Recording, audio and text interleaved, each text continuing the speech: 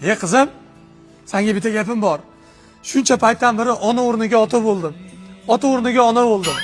Seni ham endi erga bermasak bo'lmaydi, uni to'g'ri tushun. Yo'q, dadajon, hali ishlashim kerak, o'qishim kerak, karyera qilishim kerak. Hali yoshman-ku. Kuyov bilan ham gaplashdim. Kuyov 2006-yil ekan.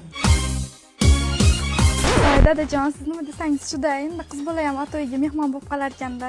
Qizim, ersirab zo'rg'a turgan ekansan, tavba qildim. Ya, assalomu alaykum. Ana kuyov ham keldi. Kuyov bola o'zi nima ish qilasiz siz? Men bitta ham ish qilmayman. Prosta 2006 man. Voy dalli, qoch 2006 kelyapti. Voy. Voy dadajon, hozir 2006 davrida hamma pul ishiladi.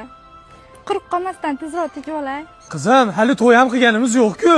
Voy dadajon, to'y qochib ketmaydi. Biz uyda ishlarimiz bordi. Bular ham kutib qoldilar. Ye, 2006 uylansa biz nima qilamiz? Onasini emsin. 40 ga kirganda qirchillama bo'ladi dedi-ku, 40 da uylanamiz.